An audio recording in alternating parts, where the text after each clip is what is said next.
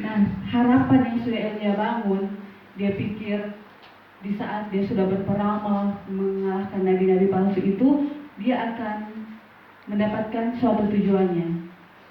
Bangsa Israel akan diselamatkan, apalagi rajanya mungkin akan bertobat. Tapi tidak, saudara. Malah dia diancam oleh raja itu sendiri. Nah, perasaan itu yang membuat Elia merasa kecewa. Dia merasa gagal. Dia merasa apa yang sudah dia lakukan sia-sia.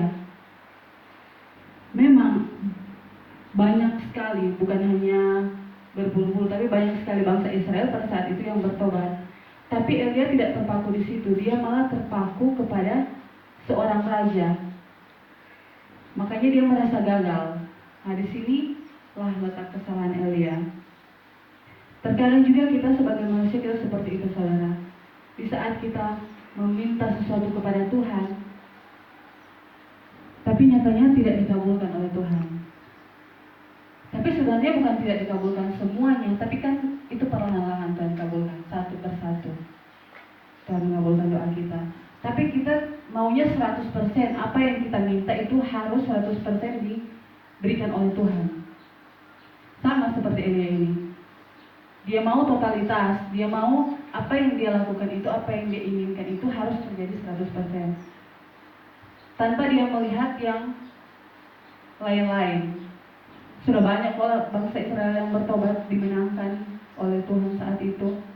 Tapi hanya karena satu titik, hanya karena raja itu, dia merasa gagal atas apa yang sudah dia lakukan.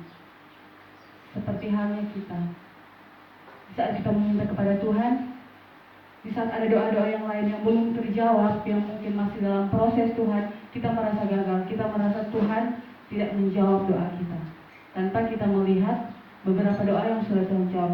Bahkan saudara, ada doa-doa yang mungkin tidak kita sampaikan kepada Tuhan, Tuhan berikan tanpa kita sadari. Tapi terkadang kita hanya terpaku kepada doa yang tidak dijawab oleh Tuhan. Sama seperti Elia pada saat ini kita belajar. Nah, itulah yang mengakibatkan Elia merasa dirinya gagal. Dia merasa kecewa, putus asa. Perasaan yang dirasakan oleh Elia yaitu perasaan yang down. Nah, apa bahaya dari kita merasakan down? Yaitu yang pertama, gampang terintimidasi. Nah, jika perasaan down lama-lama kita pendam, kita akan menjadi korban intimidasi atau korban hoax. Apa itu hoax? Mungkin dari sebagian besar kita sudah tahu apa itu hoax. Itu berita-berita palsu, berita-berita yang tidak sesuai dengan kenyataan. Nah, jika kita terlalu lama dalam perasaan down itu, kita akan menjadi korban hoax. Kita akan mempercayai sebuah intimidasi. Kita hanya akan mendengar apa kata orang dalam kehidupan kita. Kita jadi menjadi tidak tenang, menjadi tidak stabil, tidak berpegang pada pendirian kita sendiri. Orang kalau merasa down, segala yang dia lakukan itu dia rasa tak berguna. Sama halnya juga dengan saya pribadi sebagai manusia, ya tentunya pasti kita semua pernah mengalami perasaan-perasaan tersebut. Nah, kalau sudah merasakan perasaan itu, tentunya mau bekerja, mau melakukan apapun, jadi malas, jadi tidak konsen, jadi hilang-hilang pikiran, pasti itu. Dan yang paling parah di sini yaitu yang pertama, gampang terintimidasi. Apa kata orang percaya. Mau itu betul, mau itu enggak, orang percaya. Nah,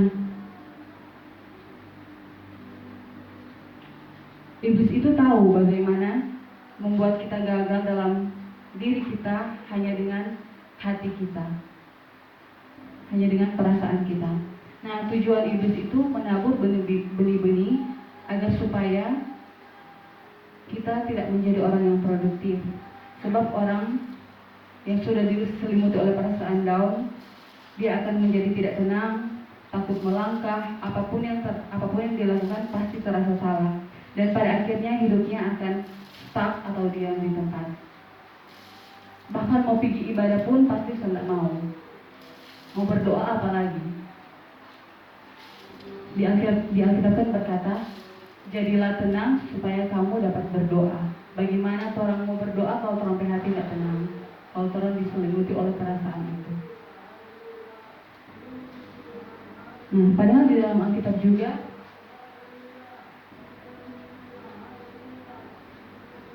kalau yang orang pengguna sosmed tentunya banyak sekali kata-kata yang orang tahu.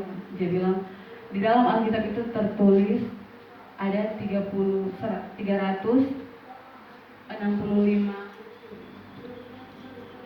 kalimat yang berkata jangan takut. Sementara dalam 1 tahun itu ada 365 hari. Itu seperti pesan dari Tuhan bahwa setiap hari itu kita jangan merasa takut. Setiap hari itu pasti ada alasan jangan kita merasa takut.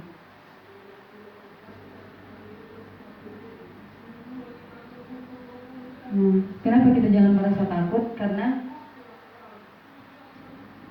Tuhan melihat apa yang belum kita lihat.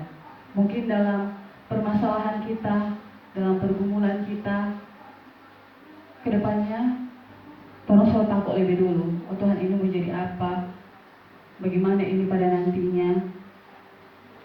Tapi kalau Tuhan berkata jangan takut, maka jangan takut. Maka Tuhan akan menyertai. Karena Tuhan melihat apa yang tidak kita lihat. Orang tidak bisa melihat masa depan, orang tidak bisa melihat orang ke depannya menjadi apa, tapi Tuhan sudah tahu apa yang mau terjadi. Makanya Tuhan berkata di sini jangan takut. Selagi orang bersama-sama dengan Tuhan, maka tidak ada yang perlu orang khawatirkan atau tidak ada yang perlu orang takutkan.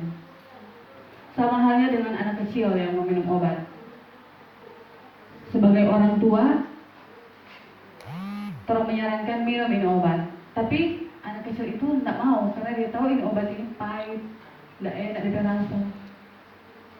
Dia belum mengerti kalau obat itu nantinya akan menyembuhkan dia. Melalui proses yang akan dia minum, walaupun dia rasa enak, tapi pasti akan menyembuhkan dia. Tapi orang sebagai orang tua, orang tahu ini obat ini pasti mau sembuhkan dia, makanya orang kasih. Nah, orang terkadang sebagai manusia, orang sama seperti anak kecil. Orang tidak mengerti, orang tidak tahu dari ujung. Padahal sebenarnya Tuhan sudah tahu apa yang mau terjadi ke depannya. Tuhan tidak mungkin memberikan ular beracun kepada orang-orang yang meminta roti. Nah, saudaraku yang keselamatan Yesus Kristus, masa depan, perekonomian, keluarga, pekerjaan, jangan perlu kita takut. Tidak ada sesuatu yang perlu kita takuti. Nah, tapi yang kembali lagi kepada yang tadi. Tapi orang yang down, seperti buta, seperti tidak bisa melihat apa-apa. Mereka hanya merasa mereka sedang terpuruk, tidak ada jalan keluar. Bahkan tidak terkecuali pun seorang Elia. Mungkin pada saat itu Elia itu, kalau sekarang dia pendeta, pastor, dia adalah nabi yang luar biasa. Tapi kenapa? Apalagi cuma orang yang hanya orang-orang biasa. Kalau orang tidak bisa menjaga orang berdiri, orang tidak bisa keluar, berusaha keluar dari perasaan down tersebut, maka orang pun akan jatuh. Bahkan seorang Elia pun, nabi yang besar, dia bisa jatuh di situ.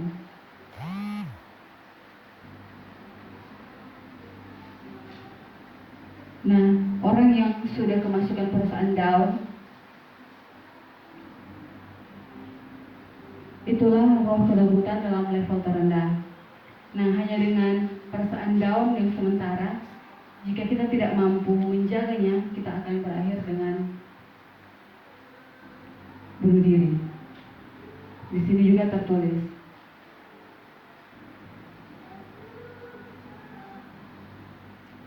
Nah, pada ayatnya yang keempat saya akan bacakan.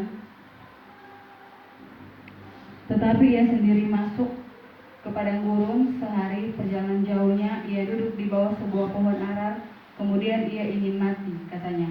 Cukuplah itu sekarang ya Tuhan, ambillah nyawaku, sebab aku ini tidak lebih baik daripada nenek moyangku.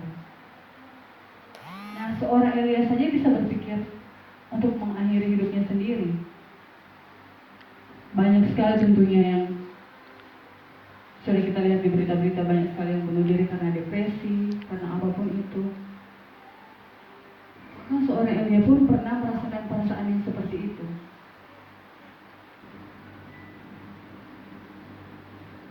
Seorang Elia, seorang yang diurapi Tuhan, yang sudah dipakai Tuhan dengan luar biasa, asli pun dia masih tetap jatuh dalam perasaan tersebut.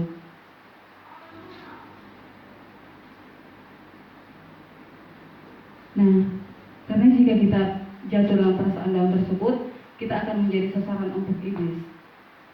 Jika perasaan down tidak segera kita kalahkan, kita akan gampang menjadi orang yang terintimidasi. Nah, terus yang kedua,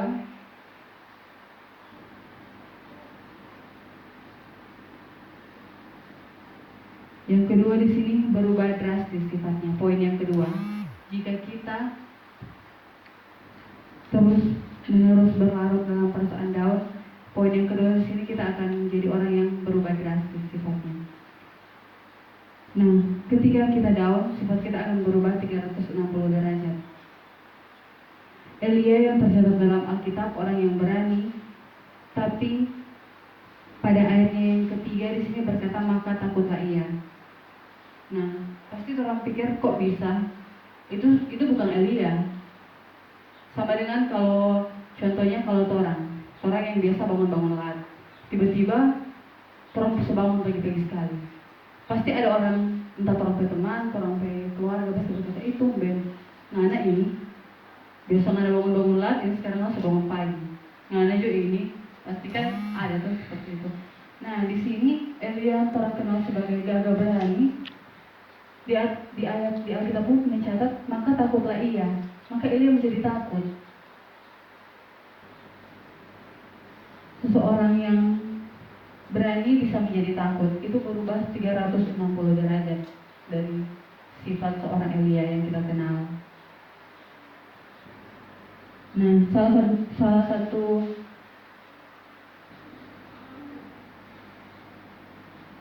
senjata iblis yaitu di situ. Dia akan menyerang kelebihan kita untuk menjatuhkan kita di situ. Elia seorang yang gagah berani, dia menjatuhkan Elia di situ untuk merasa takut. Salah satu contohnya itu Abraham.